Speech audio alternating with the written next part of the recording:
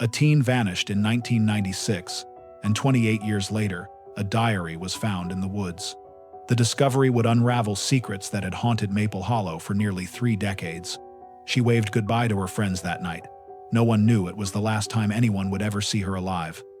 That's how the story of 1996 begins, with a wave. Just a teenager in a small town, walking out into the warm night air, heading home through familiar streets she had taken 100 times before. It was supposed to be just another summer evening. But by morning, her world and the world of everyone who loved her would be shattered. And now, 28 years later, hikers in the woods stumbled upon something they should never have found. A diary, damp and weathered, tucked beneath roots and moss. The words inside whispered secrets long buried, secrets that might finally explain what happened that night in 1996. But to understand this moment, we need to go back to where it all began. The summer of 1996 was one of those golden summers people still talk about. Long days, endless heat, kids riding their bikes until the streetlights flickered on.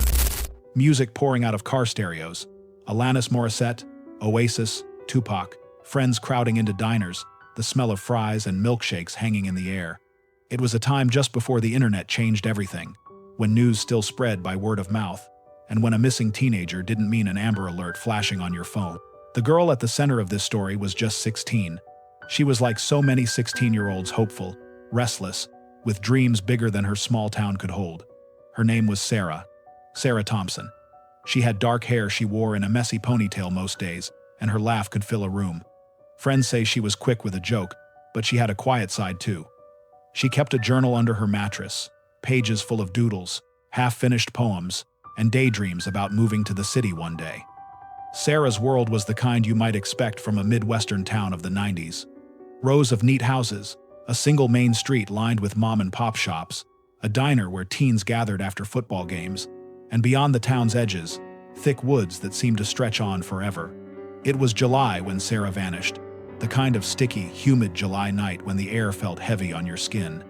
She had been at her friend Jenny's house for a sleepover, though Sarah never stayed the night. Her parents were a little stricter than most, and she was expected home by midnight. Jenny's mom remembered Sarah putting on her sneakers, slinging her backpack over her shoulder and saying, "I'll see you tomorrow." It was only a 10-minute walk home. 10 minutes. But Sarah never made it. When she didn't come through the door that night, her parents thought she was being a little rebellious. Maybe she'd gone to hang out with another friend, or maybe she was pushing curfew to see what would happen. By morning, when her bed was still empty, the worry turned into dread. Her mother checked the kitchen table, where Sarah usually left little notes about where she was going. Nothing. Her father drove through town, checking the diner, the park, even the little gas station where kids sometimes hung out. Nobody had seen her. By noon, they called the police. The official report was filed around 1 in the afternoon, and from that moment, Sarah's disappearance became more than just a teenage rebellion. It became a mystery that would haunt the town for decades. The police started with the basics. Who had seen her last? Jenny, of course. The two girls had painted each other's nails, flipped through magazines, talked about boys, and watched a scary movie. Jenny swore Sarah left around 11:45. She was certain because she'd looked at the glowing red numbers on her alarm clock just after Sarah shut the front door. Neighbors on the block were asked if they saw anything. One woman said she heard footsteps around midnight, fast footsteps on the sidewalk, but she couldn't be sure who it was. Another man mentioned seeing headlights pull into a side street near the woods, though he couldn't describe the car. The details were vague, shadows of a night that should have been ordinary. By that evening, volunteers were already forming search parties. Parents, teachers, even the local pastor. They walked the woods with flashlights, calling her name. They checked the creek where kids swam in the summer, the old quarry where teens sometimes sneaked off to smoke, the fields that stretched out behind the high school. But there was no sign of Sarah. Her room remained exactly as she'd left it. Posters of her favorite bands on the wall, a pair of sneakers kicked under the bed, a notebook with her handwriting sprawled across the page, stopping mid-sentence. Her mother sat on the edge of her bed, clutching that notebook, begging for her daughter to walk through the door. As the sun set on the second day, the town felt different. Parents pulled their kids inside earlier, porch lights flicked on sooner, people started locking their doors. There was a sense that something had shifted, something dangerous had slipped into their quiet lives. Sarah Thompson had disappeared, And the question no one could answer was, how? The police were cautious. Back then, missing teens were often written off as runaways, but the Thompsons insisted that wasn't the case. Sarah hadn't taken any clothes, she hadn't taken money. She was close with her family, close with her little brother. There was no reason for her to vanish on purpose. Rumors began almost instantly. Some whispered that Sarah had a secret boyfriend, someone older, maybe someone with a car. Others suggested she might have fallen into bad company. A darker rumor hinted that someone in town knew more than they were saying. By the end of that first week, posters with Sarah's picture were taped to every window, every telephone pole. Her smiling face became impossible to escape. The words, "Have you seen me?" stared out from every corner of the town. But even as the days stretched into weeks, the leads dried up. Police brought in dogs, helicopters, divers, nothing. The woods swallowed any trace of her. And yet, for those who knew Sarah best, there was one detail that gnawed at them. One of her last diary entries, written just a few nights before she vanished, contained a line that seemed strange in hindsight. She had written, "Sometimes I feel like someone is watching me. Maybe it's nothing. Maybe I'm just imagining things." Those words, innocent at the time, would later feel like a chilling warning. But in July of 1996, no one had that diary entry in front of them. No one knew what Sarah had been feeling in her last days. All they knew was that a girl had vanished into thin air, and the town of Maple Hollow would never be the same again. For Sarah's parents, the nightmare was only beginning. They would spend years searching, hoping, grieving. Every ring of the phone brought a jolt of hope and dread. Every news report of a body found in another town made their stomachs drop. They would drive hours to check, only to come home empty-handed. And as the years stretched on, Maple Hollow grew quieter about Sarah. People still whispered, but the whispers grew softer. New families moved in, new stories replaced old ones.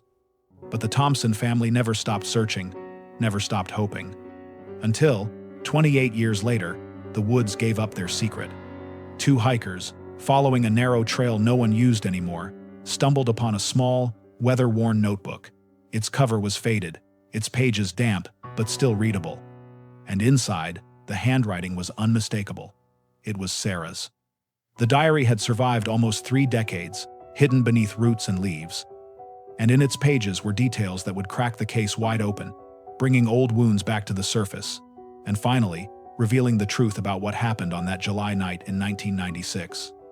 But before we get to the diary, before we face the words Sarah left behind, we need to know her, to really know her. Because behind every headline, behind every police report and rumor, was a girl, a daughter, a sister, a friend. And the only way to understand the weight of that diary is to understand the girl who wrote it, before she became a missing person, before her face was taped to every telephone pole and printed on every flyer. Before the whispers, the rumors, and the endless questions, Sarah Thompson was just a girl. A 16-year-old trying to find her place in a world that felt too small for her dreams.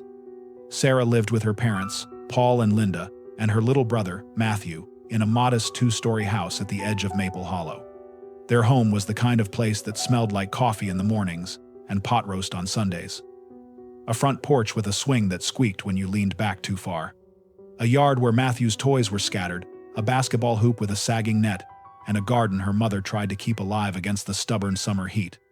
Inside, Sarah's room was exactly what you'd expect from a teenage girl in the mid-90s. Posters of her favorite bands, No Doubt, Green Day, a tattered magazine cutout of Leonardo DiCaprio. A corkboard above her desk, cluttered with Polaroids of her friends making silly faces, movie ticket stubs, and a ribbon from a track meet. Her dresser mirror was smudged with fingerprints and ringed with lip gloss tubes, friendship bracelets, and a few curling iron burns. Sarah wasn't the most popular girl in school, but she wasn't invisible either.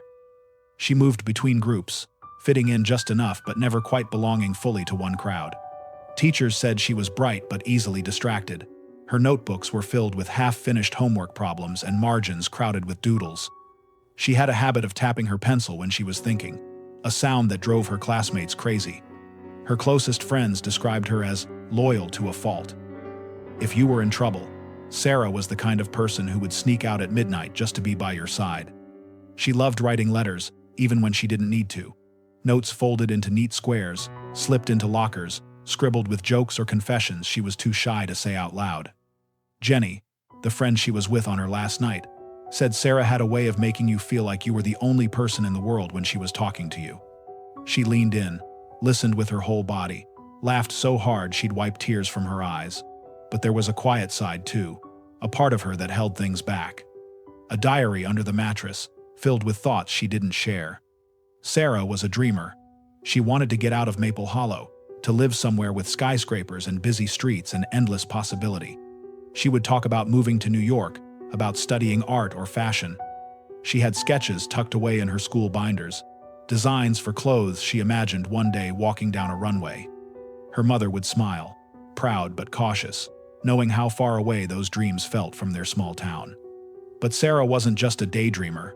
She had responsibilities too. She helped her mom with the dishes, watched Matthew when her parents worked late. Matthew was 10 at the time, and he adored his big sister. He remembered her teaching him how to ride his bike, running behind him in the driveway, cheering when he finally stayed upright. She read to him at night sometimes, even when he was old enough to read on his own. The kind of sister who could be annoyed by him one minute, then fiercely protective the next. Friends said she had a little rebellious streak. Nothing major. She wasn't into drugs, she wasn't in trouble with the law, but she liked to test boundaries, sneaking out to go to the diner late at night, riding in cars with friends who drove too fast down back roads, flirting with boys she had no intention of dating, just to see their reactions. She was restless, caught between being a kid and wanting desperately to be an adult. Music was her escape. She kept a stack of CDs next to her stereo and would play them until the discs were scratched and skipping. She'd put on headphones, stretch across her bed, and disappear into the songs. Sometimes she'd sing along, not caring if she was off-key. The summer she vanished. Sarah had just finished her sophomore year. She was looking forward to junior year, excited about getting her driver's license, already talking about prom even though it was months away.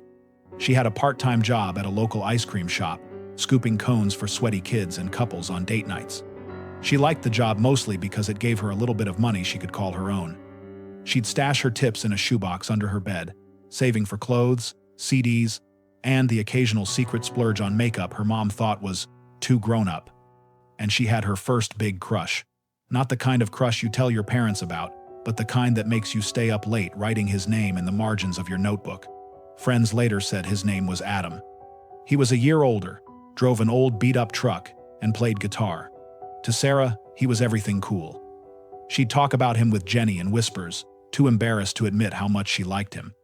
But there were things Sarah didn't talk about.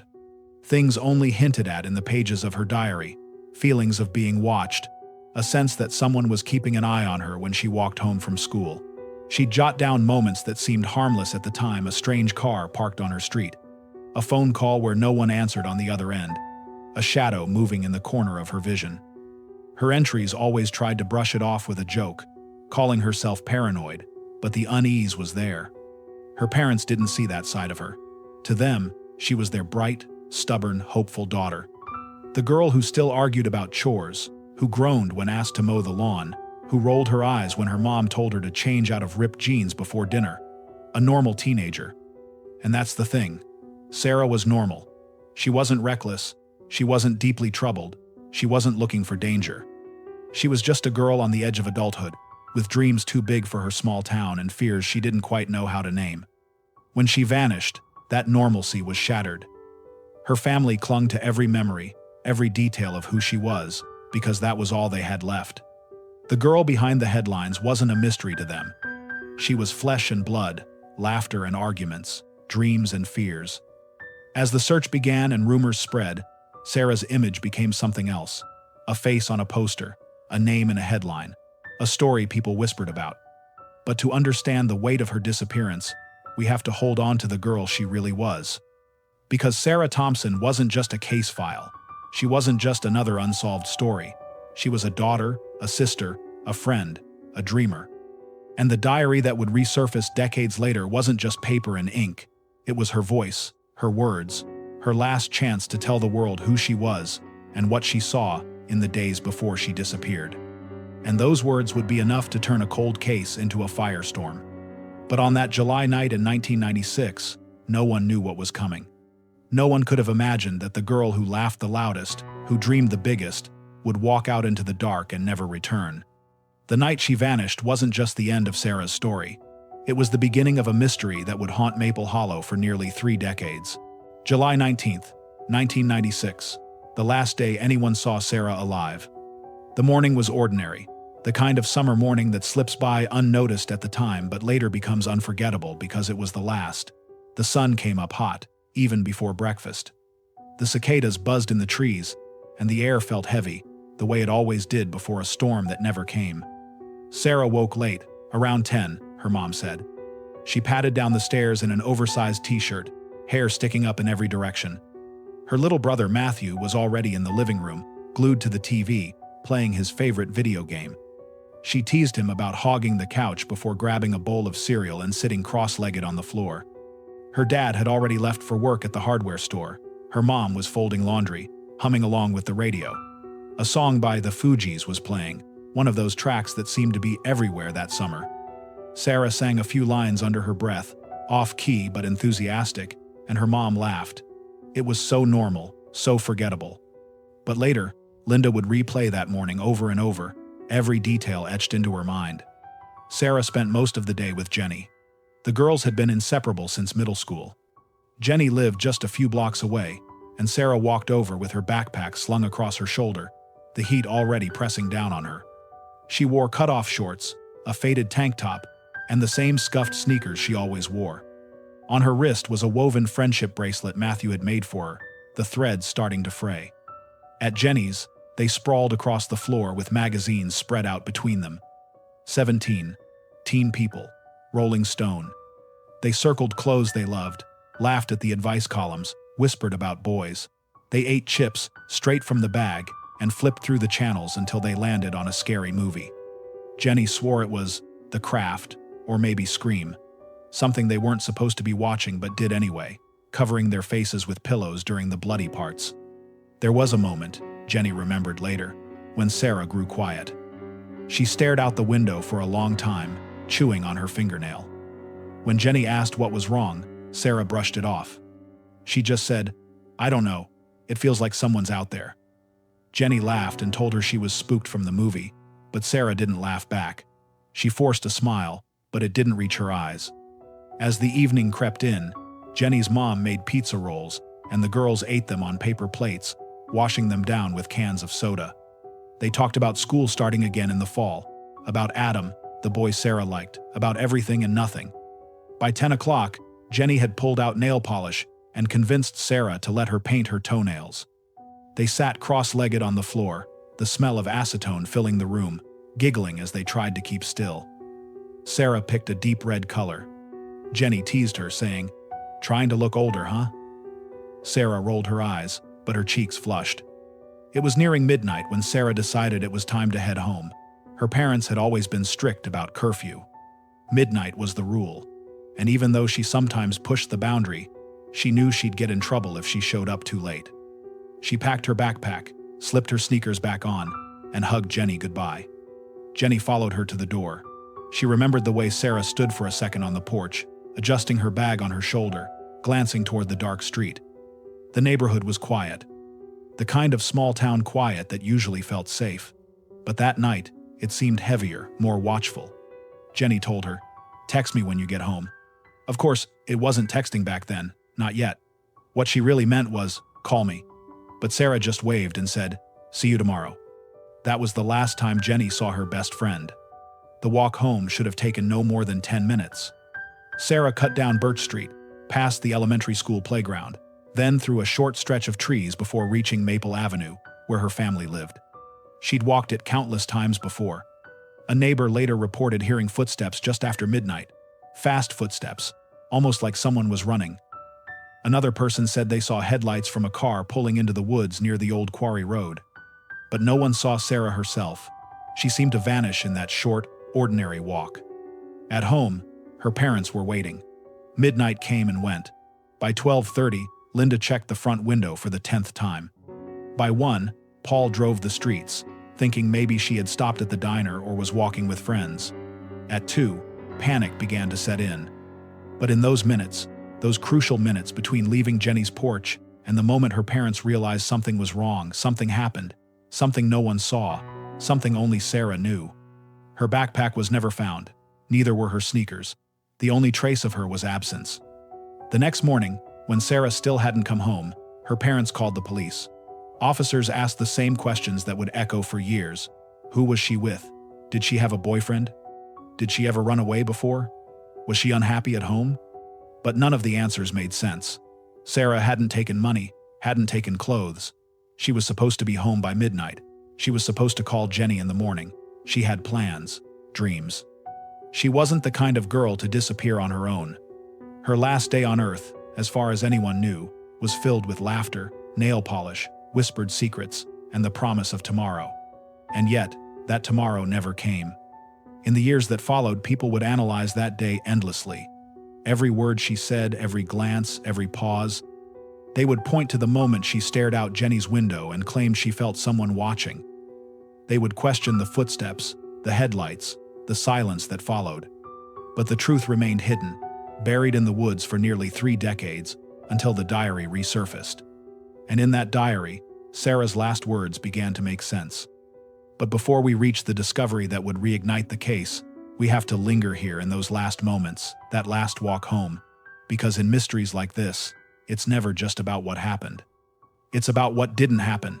The phone call that wasn't made, the door that never opened, the steps that were never heard. And as Maple Hollow woke up on July 20th, 1996, the world was about to change forever. The morning of July 20th began with dread. Sarah's bed was still empty. Her backpack wasn't on the floor. Her sneakers weren't by the door. The cereal bowl she had used the day before was still sitting in the sink, unwashed, as if it were waiting for her to come home and finish her breakfast. By 8 a.m., Linda and Paul Thompson had already called everyone they could think of. Jenny confirmed that Sarah had left just before midnight. A few friends hadn't seen her. The diner manager shook his head. Nobody remembered Sarah walking in.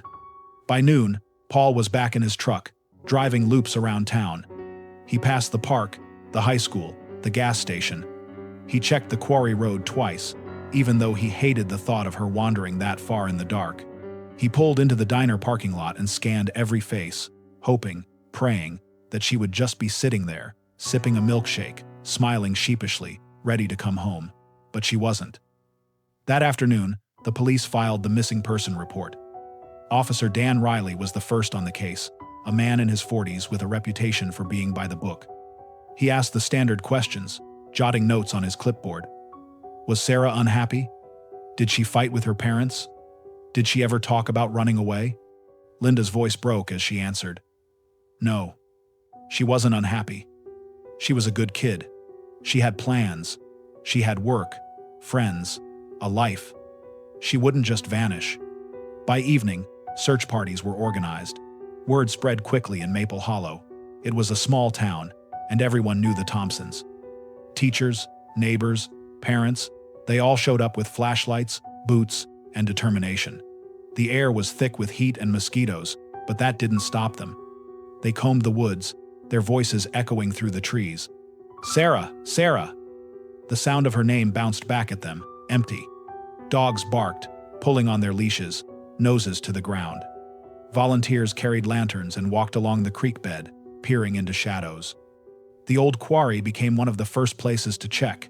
Teenagers often went there at night, drawn to the isolation and the thrill of breaking rules. Searchers climbed down the rocky path, their lights sweeping across still water that reflected the moon like a mirror. But the water was calm, untouched, no sign of her. At the Thompson home, neighbors gathered. Someone brought casseroles, someone else brought coffee. The front porch light was left on, a beacon that felt both hopeful and desperate. Inside, Linda sat at the kitchen table with Sarah's school photo in her hand, staring at her daughter's smile until the edges of the picture blurred. By midnight, the first day of searching had turned into the second. The police set up a command post at the fire station. Maps of the area were tacked to the walls, red markers circling the woods, the quarry, the streets Sarah might have walked. Volunteers signed in and out, marking which areas they had covered. But with every passing hour, the unease grew. On the second day, helicopters flew over the town, the whirring blades cutting through the summer heat. From the sky, The woods looked endless, a green ocean where a single person could disappear without a trace. Divers searched the creek, their wetsuits gleaming under the sun, their movements slow and deliberate. They found nothing. On the third day, flyers went up. Sarah's school photo was photocopied until the ink faded. "Have you seen me?" printed in bold letters. The flyers were taped to grocery store windows, gas pumps, telephone poles. Her face became a symbol, staring back from every corner of town. That same day, the first vigil was held. Candles flickered in front of the church as people gathered, holding hands, whispering prayers. The pastor spoke softly, asking for strength, for guidance, for Sarah to be brought home safe. Linda stood among the crowd, clutching Matthew's hand so tightly it turned his knuckles white. Paul stood behind them, jaw clenched, eyes red. By the end of the week, the search parties were exhausted. The heat was relentless, the mosquitoes merciless. The woods were thick and unyielding, swallowing light and sound. People stumbled through thorn bushes, climbed over fallen trees, pushed deeper into the undergrowth. But still, nothing. No shoe, no scrap of clothing, not a single clue. The lack of evidence baffled investigators. It was as if Sarah had stepped off Jenny's porch and disappeared into thin air. No struggle, no trace. That was when the whispers began. Some said she had a secret boyfriend who picked her up that night. Others suggested she ran away to the city, though no one could explain why she would do so without taking money, clothes, or telling Jenny. A darker rumor spread quietly. Maybe someone in town knew more than they were admitting. For the Thompsons, the whispers were unbearable.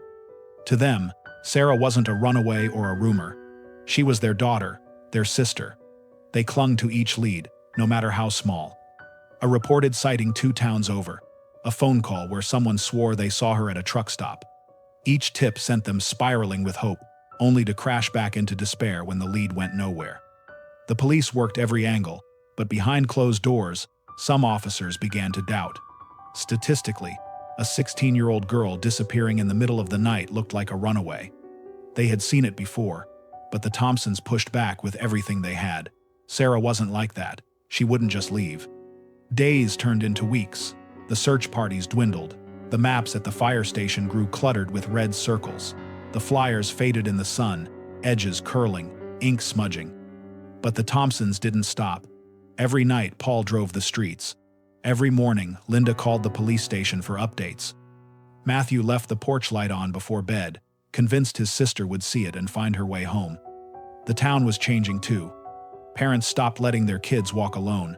Strangers were eyed with suspicion. The carefree hum of summer had been replaced by unease. A predator seemed to be lurking in the shadows, even if no one could see him. On the 30th day, the police held a press conference. They stood before the cameras, saying the case was still active, that they were following every lead, that they wouldn't give up. But their faces told another story. The trail had gone cold. For the Thompsons, the press conference felt like a punch to the gut. The words sounded like a quiet admission. We don't know where she is. We don't know what happened. And so, the family kept searching on their own. Paul posted flyers in nearby towns, driving for hours with Sarah's picture in the passenger seat. Linda joined a support group for families of missing children, listening to other parents share their stories, each one echoing her own grief. Matthew, just 10 years old, wrote letters to his sister and slipped them under her bedroom door, as if she might come back and read them. The search for Sarah was no longer just about finding her. It was about holding on to hope, about refusing to let her memory fade into whispers. But as weeks turned into months, the once vibrant effort began to dim. Volunteers returned to their lives. The police shifted focus to other cases. The flyers grew tattered, eventually pulled down. And yet, inside the Thompson home, the search never ended. The porch light stayed on. Sarah's room was kept exactly as she had left it. The shoebox under her bed still held the money she had been saving. Her diary, tucked beneath the mattress, remained unread. No one knew then that decades later, another diary, one hidden in the woods, would resurface, and that it would tell a story no one was prepared to hear. But in 1996, all the Thompsons had was hope. And hope can be a fragile thing. By the time August rolled around, Maple Hollow was a different town. The laughter of summer had quieted. Kids who once stayed out until midnight were now ushered home before dark. Porch lights glowed like tiny beacons across every street. as if the whole community was trying to light Sarah's way back. But she never came. The weeks since her disappearance had been filled with desperate searching, long nights, and rising fear. And when fear has no answers, it finds its own explanations. Rumors began to spread, twisting through the town like wildfire. At first, they were whispers, harmless theories exchanged over cups of coffee or murmured on the church steps. Maybe she ran away. Maybe she's staying with a friend. Teenagers do that sometimes. But the longer Sarah stayed missing, the darker those whispers became. Some swore she had a secret boyfriend, a man older than her, someone with a car, someone who could have picked her up that night. Jenny swore up and down that Sarah had never mentioned anything serious, but people pointed to the way she had blushed when Adam's name came up, the boy with the beat-up truck and guitar. Was it possible she had left to meet him? The police questioned Adam, of course. He said he liked Sarah, sure, but nothing had ever happened between them. He'd been at a friend's house the night she vanished, a story the friend confirmed. But in a small town, an alibi didn't always erase suspicion. People still talked. Other theories were stranger.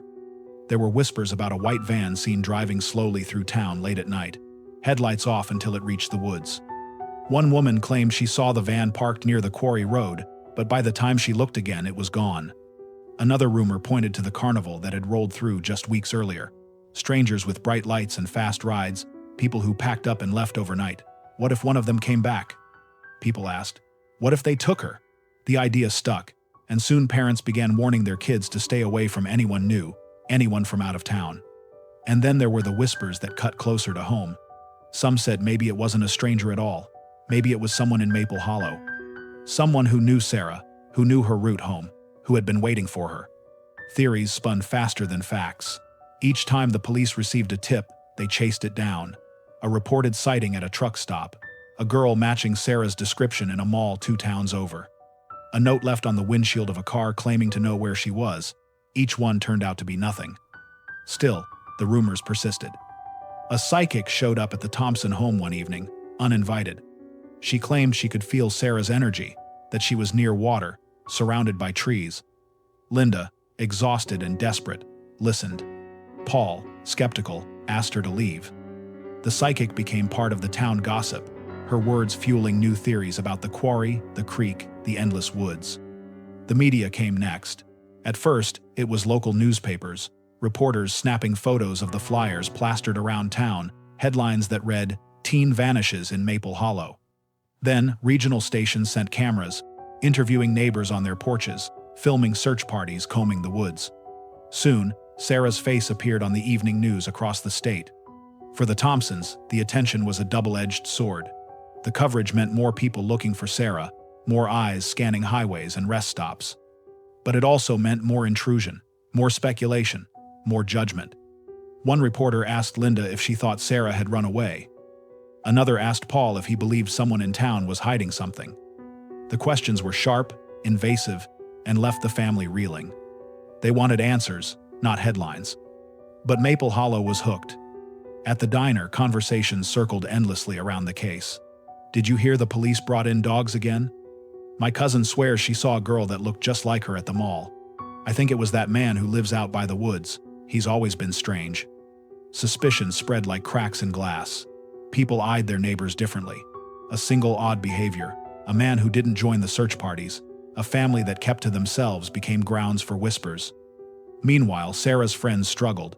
Jenny especially carried the weight of being the last one to see her. She replayed that night over and over, the scary movie, the nail polish. The way Sarah had paused at the window, saying she felt like someone was watching. Was that the moment? Had there been someone out there in the dark, waiting? At school, when the new year started, Sarah's empty desk was a gaping wound. Her locker, still decorated with photos and stickers, became a shrine. Friends left notes, flowers, bracelets. Teachers stumbled over her name during roll call, pausing, swallowing, before moving on. The police, under pressure from both the family and the public, widened their investigation. They checked into registered offenders in the area. They questioned drifters, truckers, even a handful of local men with histories of violence. Each lead fizzled. Weeks turned into months. The air grew colder, the leaves turned, and still there was no sign of Sarah. As the holidays approached, the whispers shifted again. Some said she had been taken far away, beyond the reach of Maple Hollow. Others believed she was closer than anyone realized, hidden somewhere in the woods, waiting to be found. Linda clung to hope. She decorated the Christmas tree with Sarah's favorite ornaments, a tiny ballerina, a sparkling star. She hung a stocking with Sarah's name stitched in red thread, refusing to leave her out. Paul grew quieter, his grief hardening into something sharp. He didn't want to hear the rumors, didn't want to hear the whispers about boyfriends or vans or strangers at carnivals. To him, every rumor was salt in the wound. But the rumors didn't stop. They grew wilder with time. UFOs, cults in the woods, secret tunnels beneath the town. Outlandish theories filled the void where facts should have been. And the longer Sarah was gone, the colder the trail became. By the 1-year anniversary of her disappearance, Maple Hollow was tired. Tired of searching, tired of theories, tired of living in fear. The flyers were faded, the search parties had dwindled, the news cameras had moved on. But the Thompson family hadn't. For them, the rumors were just noise. What mattered was the silence, the empty chair at the table, the unopened shoebox under Sarah's bed. The bedroom left exactly as she had left it. Theories could fill 100 conversations, but none of them brought Sarah home. And so, as the second year began, the case of Sarah Thompson slipped into the category no family ever wants to hear: a cold case. What the town didn't know then, what no one could have guessed, was that nearly 3 decades later, a forgotten diary would resurface from the woods and cut through all the rumors like a knife. But in 1997, all they had were theories, and theories are dangerous things. They can divide a town. They can turn neighbors into suspects. They can take hope and twist it into something unrecognizable. And in Maple Hollow, the rumors in the dark never truly stopped. They just went quiet, waiting for the day they'd roar back to life. The posters faded first. Those flyers, once bright with Sarah's smile, grew brittle in the sun, edges curling, colors bleeding, until the face staring out became a ghostly blur. Some were pulled down by shop owners after months of weathering. Others simply disintegrated, torn away by wind and rain. By the time 2 years had passed, only a handful still clung stubbornly to telephone poles. The search parties faded next. People had families, jobs, lives. They couldn't keep combing the woods forever. The volunteers who had once walked shoulder to shoulder with flashlights and prayers drifted back to their routines. The Thompsons couldn't blame them. They understood. But the silence left behind was deafening. And then came the hardest fade of all memory. Neighbors who had once spoken Sarah's name every day stopped mentioning her. Parents who had once clutched their children tighter at night began to loosen their grip. Kids grew up, left town, and new families moved in. Families who never knew Sarah, never knew the ache of her absence. For them, she was just a story, a warning, a name whispered in cautionary tales. But for the Thompsons, the years never dulled. Linda developed rituals. She kept Sarah's bedroom exactly as it was. The bed neatly made, the posters still on the walls, the shoebox of savings still tucked under the bed. She vacuumed the carpet, dusted the dresser, changed the sheets every Sunday. She said it was so the room would be ready when Sarah came home. But in truth, it was her way of keeping Sarah alive in the house. Paul carried his grief differently. He grew quieter, sharper around the edges. He still drove the back roads late at night, scanning the woods with his headlights. Sometimes he'd stop the truck and just sit in silence, staring into the dark. He rarely talked about Sarah, but when he did, it came out in bursts: a memory about her laugh, a story about her stubborn streak before he clamped down again. Matthew grew up in the shadow of his sister's absence. He was 10 when she vanished, just old enough to understand loss, but too young to carry it properly. For years, he slept with her friendship bracelet wrapped around his wrist. He left letters under her bedroom door, little notes written in a child's handwriting. "I miss you. I got an A on my test. Please come back." As he got older, the letters stopped, but the longing never did. The community tried to move forward. Maple Hollow had football games to play, parades to march in, graduations to celebrate, but Sarah's case never fully disappeared. Every so often, it was dragged back into the spotlight. On the 5-year anniversary, the local paper ran a feature story, 5 years without Sarah. The article recapped the night she vanished, the searches, the rumors, the dead ends. It included a new picture of the Thompsons sitting on their porch, holding a framed photo of their daughter. Linda's eyes were tired. Paul's jaw was tight. Matthew, now 15, looked directly at the camera, his expression a mixture of hope and defiance. Every anniversary after that followed the same pattern: a short article, a candlelight vigil at the church, a few whispered prayers, then silence again. The police never officially closed the case, but after the first few years, it became clear that it had shifted into the cold files. Leads came in occasionally, but none led anywhere. A truck stop sighting, a girl who resembled Sarah in another state, a man claiming to know what happened. Each one turned into nothing. For Linda, hope became a kind of torment. She wanted answers, but she wasn't sure which was worse: believing her daughter was alive somewhere, lost and unreachable, or believing she was gone forever. Each phone call, each knock at the door, sent her heart racing. Maybe it was news, maybe this time it was real, but it never was. Paul stopped talking about hope. He called it cruel. He said the only way to survive was to accept that Sarah was gone, but even then, he left the porch light on every night. He said it was for the neighbors, for safety. But Linda knew the truth. It was for Sarah. As the years stretched into a decade, the Thompson family changed. Linda and Paul grew more distant. Grief has a way of pulling people apart, and theirs was no different. Conversations dwindled to necessities. They argued over little things, not because of the things themselves, but because grief had hollowed out their patience. Matthew carried the weight silently. In high school, he avoided talking about his sister. When classmates whispered about her, he clenched his fists and walked away. He graduated with her photograph tucked inside his wallet. By the 20-year mark, Maple Hollow itself had shifted. The town had grown, new houses built, new families settled. Kids who hadn't been born in 1996 now walked the same sidewalks Sarah once did, oblivious to the story that haunted them. To them, the name Sarah Thompson was just something their parents muttered with a shake of the head. But for the Thompsons, the weight never lessened. Every milestone was marked by her absence. Birthdays without her, holidays with an empty chair at the table. Matthew's wedding, where Sarah should have stood as maid of honor, but instead was remembered in a candle burning quietly on the altar. And then came the 25th anniversary. By then, Sarah would have been in her 40s, a grown woman with a life, maybe a family of her own. But the vigil that year felt smaller than ever. Only a handful of people gathered. Most of the town had moved on. The reporters no longer came. Yet, despite the years, despite the silence, the Thompsons never gave up completely. They clung to the smallest details, to the tiniest chance. They joined online groups for families of the missing. Linda lit a candle every night in the window. Paul still drove the back roads. Matthew, now a father himself, told his children about the aunt they had never met, making sure her name would never be forgotten. And then, in the summer of 2024, 28 years after Sarah vanished, the woods finally gave up one of their secrets. Two hikers, wandering off a narrow trail, stumbled upon something half buried beneath roots and leaves: a small, weathered notebook. Its cover was worn, its pages damp, but inside, the handwriting was clear. It was Sarah's diary. For nearly 3 decades, it had waited there, hidden in the shadows of Maple Hollow's woods. And now, at last, her words were about to be heard.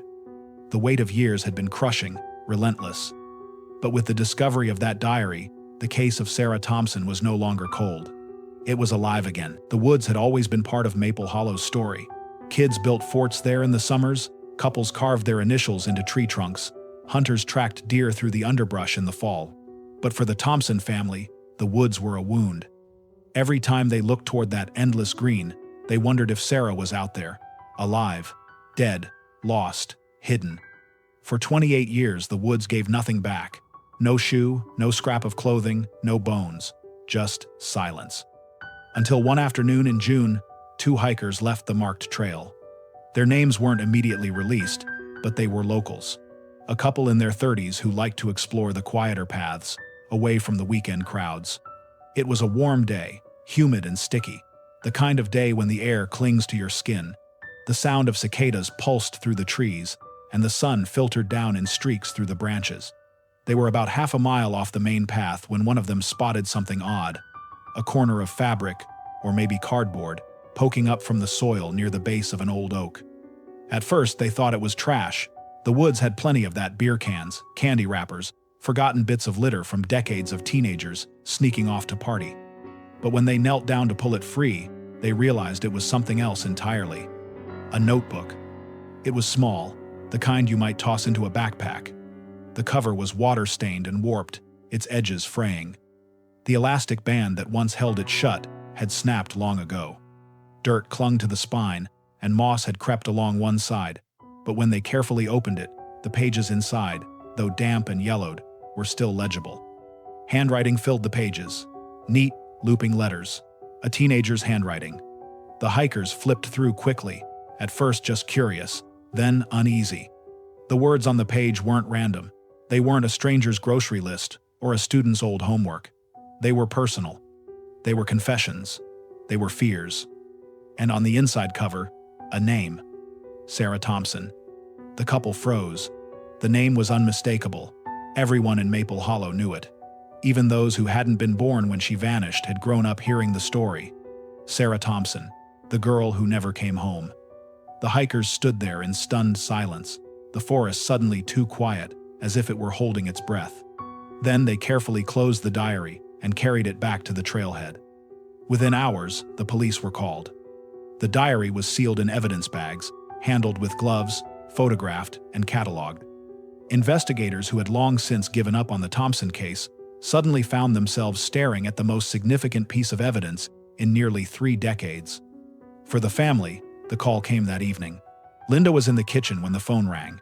She almost didn't answer after 28 years. Phone calls had become more burden than hope. But something made her pick up. When the officer on the other end explained what had been found, Linda's knees gave out. She sank into a chair, the phone pressed to her ear, unable to speak. Tears streamed down her face as she whispered her daughter's name. Paul, who had been sitting silently in the living room, rushed in at the sound of his wife's sobs. When she handed him the phone, his face hardened. He listened quietly, nodded once, and then sat down heavily at the table. His hands shook as he lit a cigarette, something he hadn't done in years. Matthew, now grown with children of his own, received his call later that night. He was stunned. For most of his adult life, he had stopped expecting answers. To hear that something tangible had finally surfaced felt surreal, like the past had cracked open. The next day, the diary was carefully examined at the police station. The cover was brittle, the pages fragile, but the writing was clear. Investigators scanned each page, photographing the words before handling the originals. They pieced together what they could of Sarah's final weeks, her thoughts, her fears, and what they found wasn't just the musings of a teenage girl. The diary contained warnings, notes about feeling watched, about strange cars, about footsteps behind her when she walked home, about someone leaving little signs, notes tucked into her locker, calls with no voice on the other end. At first, investigators assumed it was paranoia, the kind of dramatic writing you'd expect from a 16-year-old. But the more they read, the less it looked like imagination. Sarah had written about a man, someone she didn't name, someone who seemed to appear wherever she went. She described the feeling of eyes on her, the sound of breathing outside her window, the shadow of a figure at the edge of the woods. And in the final entries, just days before she vanished, her words grew more frantic. He followed me again. I know it's him. Jenny doesn't believe me, but I can feel it. I don't know what to do. I think he's waiting for me, watching. I'm scared. The last entry was the most chilling. If something happens to me, it's because of him. That single sentence stopped investigators cold. For 28 years, the case of Sarah Thompson had been stagnant, a puzzle with too many missing pieces. But with the discovery of her diary, those missing pieces suddenly began to surface. Theories that had once sounded like rumors, the headlights on the quarry road, the feeling of being watched now looked like warnings Sarah herself had left behind. For the Thompsons, holding the diary was like holding a piece of Sarah again. Linda clutched it to her chest, sobbing, while Paul stared at it silently, his face unreadable. Matthew ran his fingers over the faded cover, imagining his sister's hands writing those very words. It was devastating, but it was also hope. For the first time in decades, there was a path forward. The woods had finally spoken, and Sarah's voice, trapped in those pages for 28 long years, was about to change everything. But the diary wasn't just evidence. It was a message from Sarah herself. And it was only the beginning. The diary was more than paper and ink. It was Sarah's voice, preserved through time, whispering across nearly 3 decades of silence. For her family, reading it was like having her back in the room. For investigators, it was like being handed a map not of where she went, but of what she felt before she disappeared. The first pages were ordinary. June 10th. Summer is finally here. I'm so glad school's out. Jenny and I are planning a sleepover. We'll rent movies and stay up all night. Mom says I need to mow the lawn before I go, which sucks. She wrote about her job at the ice cream shop, about saving up money in the shoebox under her bed, about songs she liked, movies she wanted to see, and the boy who made her stomach flip every time he looked her way. It was the diary of a teenage girl. But as the pages turned, the tone began to shift. June 21st. Walking home from work today, I swear I heard someone behind me. I turned around and no one was there. I felt silly, but it scared me. I didn't tell Mom because she'd freak out. June 27th. I saw that car again, the old blue one, parked by the woods, no one inside this time. Or maybe they were hiding. I walked faster. July 3rd. Phone rang at midnight. I answered, but no one spoke, just breathing. It went on for almost a minute before they hung up. I couldn't sleep after that. The handwriting in these entries was tighter, pressed harder into the page, as if she had been gripping the pen too firmly. The words were rushed, urgent. She began to refer to him. July 8th. He followed me again. I know it's him. Jenny says I'm imagining things, but I can feel it. The hairs on the back of my neck stand up when he's near. July 10th. He left something in my locker, a piece of paper with nothing but a smiley face drawn on it. I don't know how he got in there. I didn't tell anyone. I don't want them to think I'm crazy. The entries grew darker as the days ticked down toward July 19th. July 15th. I'm scared. I think he's watching the house now. I saw a shadow by the mailbox when I looked out the window. By the time I blinked, it was gone. July 17th. Jenny and I went to the diner. He was there, sitting 2 booths behind us. He pretended to read the newspaper, but I could feel his eyes on me. I don't know why no one else notices. July 18th. Tomorrow I'm sleeping at Jenny's. Maybe I'll be safe there. But what if he's waiting when I walk home? I keep thinking about the creek, about the woods. I don't want to go through them. And then came the final entry. July 19th. I feel like something's going to happen tonight. If something happens to me, it's because of him. I wish I could write his name, but I can't. I'm too scared. What if someone finds this? Those words were the last Sarah ever wrote. Investigators stared at them in silence, their stomachs heavy with the weight of a teenager's fear. She had known. She had felt the danger closing in around her. And she had tried, in her own way, to leave a warning behind. But the diary didn't just document fear. Between the chilling entries were moments of hope, fragments of her life that reminded everyone of who Sarah was. Jenny painted my nails today. I picked the darkest red. She says it makes me look older. Adam played guitar after school. He doesn't even know how good he is. If I could sing, I'd ask to join him. Matthew beat me at basketball. He gloated all night, but I let him win. He doesn't know that. These little flashes of life were devastating to read. They painted a picture of a girl who laughed, who loved, who dreamed. A girl who wasn't just a mystery, but a daughter, a sister, a friend. For Linda, the diary was a lifeline. She read the pages again and again, her tears staining the paper. She whispered Sarah's words aloud, as if saying them could bring her daughter back. Paul reacted differently. He read in silence, jaw tight, fists clenched. When he got to the final entry, he stood up abruptly, leaving the room without a word. Later, he told reporters that reading the diary was like losing Sarah all over again. Matthew, now a grown man, sat quietly with the book in his lap. He said later that the hardest part wasn't the fear in her words. It was the ordinary moments, the jokes about Jenny, the note about letting him win at basketball. That was the sister he remembered. That was what had been stolen. For investigators, the diary reignited the case. Sarah hadn't been a runaway. She hadn't vanished without reason. She had been stalked, watched, hunted, and she had known it. The question now was, who was him? The diary gave hints: the old blue car, the man in the diner, the shadow near her house, but no name, no clear identity, just fragments, pieces of a puzzle nearly 30 years old. Still, it was more than they had ever had before. The discovery made headlines again, National outlets picked up the story. Teen's diary found after 28 years. The world was suddenly paying attention to Maple Hollow once more. For the Thompsons, the renewed attention was both painful and hopeful. Painful because it meant reliving the nightmare. Hopeful because maybe, finally, someone would be held accountable. The diary had given Sarah back her voice. And through that voice, investigators began to look at the case with fresh eyes. Old suspects were reconsidered. Old witnesses were re-interviewed. Files that had gathered dust were reopened. And for the first time in nearly 3 decades, it felt like answers might finally be within reach. But with answers come truths. And sometimes, the truth is darker than the rumors ever were. The diary was a spark. What it would ignite, no one in Maple Hollow was prepared for. The diary hit the police station like a lightning strike. For decades, Sarah's case had gathered dust in a filing cabinet. Detectives had retired, witnesses had moved away, and the trail had long since gone cold.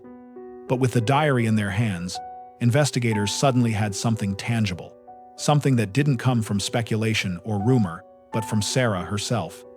The first thing they did was pull out the old files, boxes filled with witness statements, maps, photographs, and every lead ever followed.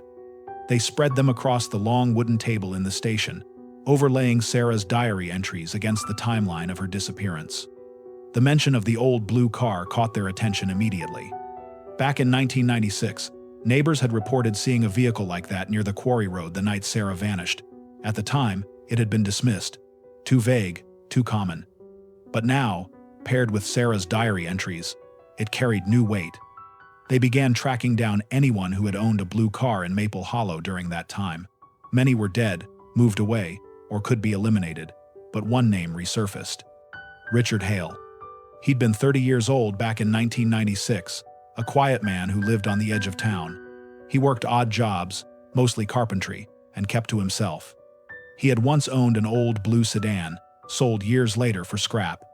At the time of Sarah's disappearance, he had been questioned briefly, but nothing had tied him to the case. But now, with the diary, investigators couldn't ignore him. They dug deeper. Richard had lived just a few blocks from Sarah's route home. He'd been a regular at the diner. Records showed he'd worked a renovation job at the elementary school, the same school Sarah passed by on her nightly walk. Neighbors remembered him as odd, polite enough, but always watching. One woman recalled how he lingered outside her home late at night. Another remembered that he often sat alone at the diner, staring at people rather than reading his newspaper.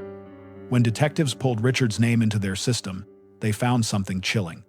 In 2004, 8 years after Sarah's disappearance, he had been arrested for trespassing. A teenage girl had reported a man standing outside her window at night. The charges were dropped when the girl's family moved away, but the report was still there. The pattern was unmistakable. With new urgency, detectives tracked Richard down. He was 58 now, living in a trailer outside town, working part-time at a lumberyard. His life had withered into obscurity. When they knocked on his door, Richard answered with wide, wary eyes. He was gaunt, his hair graying, his clothes rumpled. He invited them in reluctantly, sitting at his small kitchen table while they asked about Sarah Thompson. At first, he denied everything. He said he barely remembered her, that he'd only seen her once or twice at the diner. He claimed he had sold the car years before she disappeared. But detectives pressed. They showed him the diary. They read Sarah's words aloud. The old blue car, the man at the diner, the shadow near her house. Richard's hands shook. His eyes darted to the door, to the floor, anywhere but the diary. When asked where he had been the night of July 19, 1996, his story wavered. He claimed he'd been home alone. No one could confirm it. Investigators left that day with no confession, but with more certainty than ever. They believed Richard Hale had stalked Sarah, watched her, and taken her that night. The problem was proof. The diary was powerful, but it wasn't evidence of a crime. Without physical evidence, without remains, without a confession, the case was still circumstantial. So detectives went back into the woods. Teams searched the area around where the diary had been found. Cadaver dogs combed the ground, noses low, tails stiff. Investigators dug through soil, sifted through roots, examined every inch of earth. And then, a breakthrough. Less than 100 yards from where the diary had been discovered, buried beneath layers of dirt and leaves, they found a scrap of fabric. It was faded, frayed, but unmistakably from the 90s. Forensics later confirmed it matched the kind of material used in sneakers like the ones Sarah had been wearing. Days later, bone fragments were uncovered. Tiny, weathered, but human. The case was no longer just a disappearance, it was a homicide. The Thompsons were told first. The news crushed them, even though they had long suspected the truth. For Linda, it was the end of hope. For Paul, it was the start of rage. Matthew held his mother as she wept, the family caught between relief at finally knowing and devastation at what they knew. Richard Hale was arrested within the week, charged with kidnapping, murder, and concealment of a body. He refused to confess. Even as investigators laid out the evidence, even as Sarah's diary entries echoed his every move, he denied it. But the weight of the case was too strong. Witness statements, the diary, the car, his past behavior, it all pointed to him. The trial was set. The town of Maple Hollow braced itself for the truth. And after 28 years of silence, Sarah Thompson's story was about to be told in court. The trial of Richard Hale drew crowds. People lined the courthouse steps, reporters jostled for position, and cameras pointed toward the man accused of taking Sarah's life all those years ago. Inside, the courtroom was heavy with silence. The Thompsons sat in the front row, clutching each other's hands. Sarah's photograph rested on the prosecution's table, her smile a reminder of what had been lost. The prosecution built their case piece by piece. They read Sarah's diary aloud, her words filling the courtroom. "He followed me again. I think he's waiting for me. If something happens to me, it's because of him." Each entry was a knife, cutting through the years, laying bare the fear she had carried. They called witnesses, neighbors who had seen the blue car, diner patrons who remembered Richard staring at Sarah, women who came forward with their own stories of being watched, followed, frightened by him. Forensics confirmed the fabric scrap was consistent with Sarah's sneakers. The bone fragments were human and, though degraded, matched her family's DNA. The defense tried to argue the evidence was circumstantial. They said the diary could have been misinterpreted, that Richard was simply an odd man, not a killer. But the jury listened to Sarah's words, and the picture they painted was undeniable. When the verdict came, the courtroom held its breath. Guilty. Richard Hale was sentenced to life in prison without the possibility of parole. For the Thompsons, it was a strange kind of closure. They finally had answers. They finally knew. But knowing didn't erase the pain. It didn't bring Sarah home. Linda wept quietly as the sentence was read. Paul stared straight ahead, his jaw set, a lifetime of anger carved into his face. Matthew held his parents' hands, his own children waiting at home, a new generation carrying Sarah's memory forward. The town of Maple Hollow exhaled. The whispers that had haunted it for decades finally had a name, a face, a truth. But even with justice, one detail remained. During the search of Richard's trailer, investigators found a box. Inside were scraps of paper, photographs, and notes. Among them was a Polaroid, faded and grainy. It showed a young girl walking down a sidewalk, her head turned, caught mid-step. On the back, in shaky handwriting, was a single sentence. She never knew she wasn't alone.